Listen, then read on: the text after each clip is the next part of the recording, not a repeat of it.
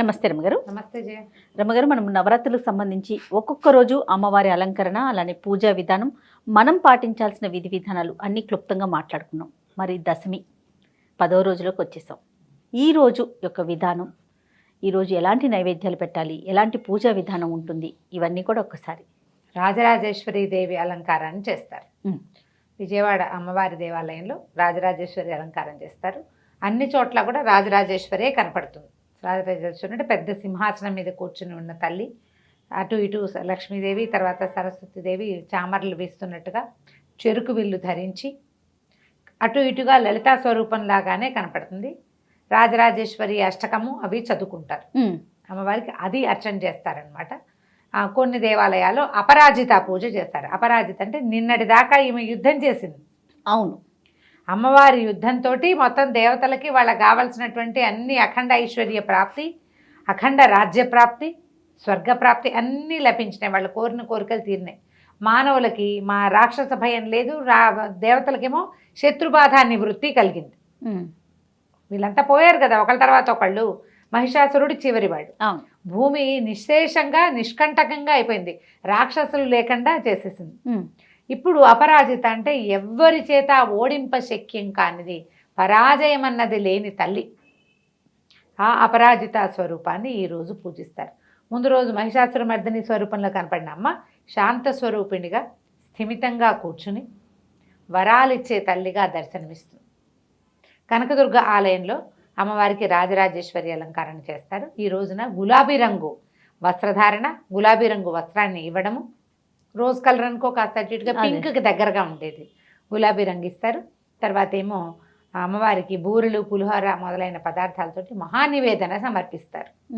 మనం ఇళ్లలో చేసుకునే వాళ్ళు అన్ని చోట్ల కూడా చక్కెర పొంగలి నివేదన చేస్తారు. ఈ విజయదశమికి, దశమి నాడు చక్కెర పొంగలి అనేది నియమం. అయితే ఇప్పటిదాకా చేయని వాళ్ళు లేదా చేసిన వాళ్ళు కూడా ఈ రోజున మనం వండిన పదార్థాలన్నిటినీ అమ్మవారికి ఇది నివేదన అని ప్రత్యేక పదార్థం కాకుండా అన్ని రకాల పప్పు, కూర, పులుసు, పచ్చడి, పాయసం చేసుకుంటాం. 10 పదార్థాలు చేసినవన్నీ అమ్మవారికి నివేదన చేయండి. ఇప్పటిదాకా మన పూజా విధానాల్లో ఏదైనా లోపం ఉన్నా, ప్రసాద వితరణలో లోపం ఉన్నా, ప్రసాదం మిగిలిపోయి అటు ఇటుగా చూసి చూడకుండా పక్కకు తోసేవలసిన పరిస్థితులు వస్తూ ఉంటాయి. ఆ అపరాధాన్ని పోగొట్టుకోవటం కోసం మహానివేదనని చేయాలి అమ్మవారికి. నవదుర్గలు నిన్నటితోటి పూర్తయిపోయారు కాబట్టి నవదుర్గలు అయిపోయాక దేవాలయాల్లో ఆ నవదుర్గా పూజ చేసిన వాళ్ళు అపరాజిత పూజ చేసుకుంటారు. మనం కూడా అపరాజిత దేవిని పూజించవచ్చు. అయితే ఏంటంటే ప్రాంతాల వారీగా 2-3 రకాల వివిధ సీమోల్లంఘనము అంటే పొలిమేరలు దగ్గరికి వెళ్ళటం, పొలిమేరలకు వెళ్ళి రావాలి. సీమోల్లంఘనం అనేది ఒక ప్రత్యేకమైన క్రియ. పల్లెటూళ్ళల్లో ఊరు చివరి దాకా నడిచెళ్ళు వస్తారు. తర్వాత సెమీ వృక్ష దర్శనం, ఇది తెలిసిందే. మన దగ్గర సెమీ వృక్ష పూజ చేస్తారు. సెమీ వృక్షానికి పూజ చేస్తారు. ఆ సెమీ వృక్షపు ఆకులని పంచుకుంటారు బంగారంగా. ఈ రోజున ఈ సెమీ వృక్షం మీద నుంచి అర్జునుడు తన ఆయుధాలు దించాడని, శమైతే పాపం శమీ శత్రు వినాశని అర్జునస్య ధనుర్ధారి రామస్య ప్రియదర్శిని అని ఈ శ్లోకాన్ని చెప్పుకుంటారు. ఈ అపరాజిత పూజని రాముల వారు కూడా యుద్ధానికి వెళ్ళేటప్పుడు చేశాడని చెప్తారు. అపరాజితను పూజించిన తర్వాతే ఆయన మన వారధి కట్టారని, సముద్రం మీద వారధి కట్టారు కదా, ఆ వారధిని అపరాజిత పూజ అయిన తర్వాతే చేశారని చెప్తారు.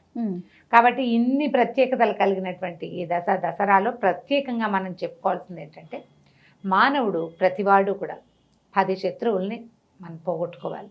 ఈ 10 శత్రువులు ఏమిటవి?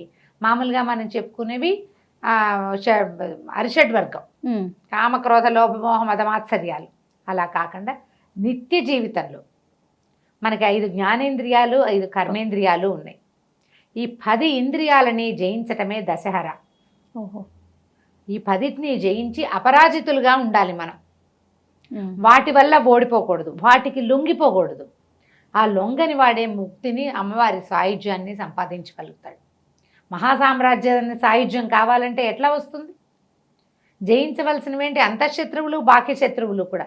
అంతఃశత్రువులు 6 పక్కన పెడితే 6 కాదంటే ముందు వీటిని జయించిన వాడే వాటిని జయించగలుగుతాడు. అవును, ముందు నాలుకని కంటిని చూసిందల్లా కావాలనిపిస్తుంది, విన్నదల్లా చేసేద్దామనిపిస్తుంది, అనుకున్నదల్లా చేసేయాలనిపిస్తుంది. కాళ్ళు తీసుకెళ్ళిన చోటకి నడిచిపోకూడదు, చేతికి తోచింది చేయకూడదు, శరీరమే ఇంపార్టెంట్గా భావించకూడదు. ఎన్నున్నాయి భావాలు. వీటన్నిటి జయించిన వాడే పూర్తిగా భగవత్ సాయుధ్యాన్ని పొందగలుగుతాడు. ఆ ముక్తిని సాధించడం కోసం ఒక నియమంగా పెట్టి ఈ 10 రోజులు ఇట్లా పూజా విధానం సలపండి. మెల్లిగా ఏంటంటే నువ్వు ఇది అని చెప్పంగానే వైరాగ్యం అందరికీ వస్తుందా? ఇవి జయించు వర్గాన్ని అంటే ఈ శారీరక వర్గం ఒకటి ఉంది కదా, ఇంద్రియ వర్గం 10. ఈ 10ని జయించు అనగానే కష్టంతో వస్తుంది. మేము తినద్దా, తాగద్దా, పడుకోవద్దా, వెళ్ళొద్దా, చూడొద్దా అనిపిస్తుంది. అవును, ఒకటి ఇదొకటి. అరిషడ్ వర్గాన్ని జయించాలంటే దాన్ని జయించిన ముందు వీటిని జయించిన వాడే వాటిని జయించగలుగుతాడు. ఎన్ని వర్గాలు జయించాలి కదా ఎవరైనా. ప్రయత్నము ప్రతి సంవత్సరము చేయాలి. కొంతమంది ఆ దారి పట్టగలుగుతారు. దీంట్లో ఉన్న లోతు అది మనం తెలుసుకోవాలి. ఆమె శత్రువుల్ని జయించింది, రాక్షసుల్ని జయించింది. పైగా మనకేం చెప్తారంటే ఈ మన మహాలయ పక్షాలు ఉన్నాయి కదా, మహాలయ పక్షాలు అవి యుద్ధపక్షమని, ఇది విజయపక్షమని చెప్తారు. ఆ యుద్ధాల్లో ఓడిపోయినటువంటి దేవతలు అమ్మవారి సహాయంతో, ఆమె యొక్క కృపతోటి ఈ యుద్ధాలు జయించి ఇవాళ వాళ్ళు తమ రాజ్యాన్ని పొందారు. రావణాసురుడిని కూడా ఈ 10 రోజులు యుద్ధం చేసి నవమి నాడు రావణాసురుడు గతించాడు. విజయదశమి నాడు రాముడు అపరాజిత పూజ చేశాడని కూడా చెప్తారు. రాముల వారు చేశారు అని. ఇన్ని ప్రత్యేకతలు ఉన్న దసరా పండుగని 10 రోజులు చేయకపోయినా చివరి రోజు సెలవు లభిస్తుంది కాబట్టి ఈ రోజున లలితా సహస్రం చదువుకోవచ్చు, లక్ష్మీ అష్టోత్తరం వస్తే చదువుకోవచ్చు, ఖడ్గమాల వస్తే చదువుకోవచ్చు, రాజరాజేశ్వరి అష్టకం వస్తే చదువుకోవచ్చు. చిద్రూపీ పరదేవత భగవతి శ్రీరాజరాజేశ్వరి ఈ మకుటంతో ఉన్నటువంటి రాజరాజేశ్వరి అష్టకాన్ని చదువుకుని మన ఇంట్లో చేసిన 4 పదార్థాలని అమ్మవారికి నివేదన చేసి వచ్చే సంవత్సరం కూడా ఈ విధంగానే నీ మహాసామ్రాజ్య సేవాకాలాన్ని మాకు ఇవ్వమ్మా అని నమస్కారం చేసుకోవచ్చు. కుదిరిన పువ్వులు, ఏ పువ్వులు దొరికితే ఆ పువ్వులతోటి అమ్మవారికి పూజ చేసుకోవటం, అష్టోత్తరం చేసుకోవచ్చు.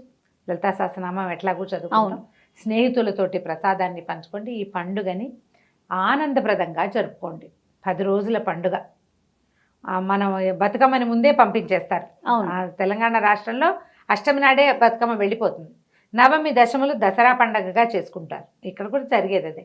ఈ దశమి నాడు ఏం చేస్తారు, ఈ సెమి వృక్షాన్ని చూసి కాస్త జమ్మి ఆకుల్ని అందరికీ పంచుకుంటారు. జమ్మి ఆకు ఏంటిది, పెద్దవాళ్ళకి దండం పెడితే 2 బంగారం అంటారు జమ్మి ఆకులు. ఆకుని బంగారం అంటాం ఓన్లీ భారతదేశంలో మాత్రమే ఉంది, గమనించగలరు. ఏ దేశంలో అంటారు? ఎక్కడా లేదండి, ఎక్కడా లేదు. వృక్షాన్ని దాన్ని ఇంకొక చెట్టు పాతాలి. ఈ సంవత్సరం ఒక జమ్మి చెట్టుని ఎక్కడైనా పాతి పెట్టేందుకు ప్రయత్నం చేసుకోండి. ఎన్ని జమ్మి చెట్లు పాతా ఉంటారు. కుటుంబం ఒకటి పెట్టినా కూడా మనకి పచ్చగా మొక్కలు ఉంటాయి కదా, జమ్మి చెట్లు కనబడవు, వెతుక్కోవాలి. చాలా తక్కువ ఉంటాయండి. దీంతో పాటు పాలపిట్టను చూడడం అనే ఒక ప్రోగ్రామ్ కూడా కనిపిస్తుంది. అవునండి, మనం ఎక్కడ చూస్తాం పాలపిట్టని? టీవీలో, యూట్యూబ్లో చూపిస్తున్నారు. నిజంగా అవును, నిజం. ఈ పాలపిట్టను చూడడం కొన్ని ప్రాంతాల్లో ఉంటుంది. పాలపిట్టను చూడడం ఎందుకంటే కార్తెలు మారతాయి ఇక్కడి నుంచి, మళ్ళీ రేపు రాబోయే పంటలు బాగా పండడానికి శుభసూచకంగా పాలపిట్టను చూద్దాం అనుకుంటారు. ఆ పాలపిట్టను చూడడము, సీమోల్లంఘనం చేయడం పాత రోజుల్లో చేసేవాళ్ళు. ఊర్లో నుంచి బయటికి పొలిమేరలు దాటడం, యుద్ధాలకు వెళ్ళేవాళ్ళు ఈ రోజున వెళ్ళేవారు. దశమి రోజు వెళ్ళేవాళ్ళు. యాత్రలు ప్రారంభం కూడా విజయదశమి నాడు ప్రారంభించేవాళ్ళు. అప్పుడు ఇలా ఒట్టిగా వెళ్ళిపోయేవాళ్ళు కాదు కదా జయ, జాగ్రత్తగా వెళ్ళేవాళ్ళు. అవునవును. మళ్ళీ వెళ్ళిన ప్రయాణం అంతా కాలినడక, అడవులు, దారులు ఎలా ఉండేవి. అప్పుడు దోపిళ్ళు జరిగేవి, ప్రమాదాలు జరిగేవి, జంతుజాలం ఏదైనా క్రూర జంతువులు పాలిట పడేవాళ్ళు, దిక్కుమాలిపోయిన పరిస్థితులు ఉండేవి. అందుకని అవి జరగకుండా ఉండకపోవడం, ఈ సీమోల్లంఘనం చేయడం, పొలిమేర దాటడం, ఇలా మంచి రోజుల టైంలో చేసేవాళ్ళు. ఈ విజయదశమి నాడు విద్యలు మొదలు పెట్టుకోవచ్చు. కొత్త పనులు ఏమైనా కూడా ప్రారంభం చేసుకోవచ్చు. కొత్త కార్లు ఇంటికి తెచ్చుకోవచ్చు, కొత్తగా బంగారం కొనుక్కోవచ్చు, కొత్త వ్యాపారానికి శ్రీకారం చుట్టవచ్చు, కొత్త దస్త్రం పెట్టుకోవచ్చు. చాలా పనులకి విజయదశమి అత్యద్భుతంగా ఉంటుంది. ఈ రోజున మొదలుపెట్టిన ఏ పనైనా విజయాన్ని సాధిస్తుంది అని చెప్తారు. అలా విజయాలను ఇచ్చేటువంటి విజయదశమి శుభాకాంక్షలతో ఈ 10 రోజుల దసరా కార్యక్రమాన్ని ముగిద్దాం మనం. తప్పకుండా రమ్మగారు, మరొకసారి మీకు కూడా దసరా పండుగ శుభాకాంక్షలు అండి. నమస్తే. సుమన్ టీవీ ప్రేక్షకులందరికీ దసరా పండుగ శుభాకాంక్షలు.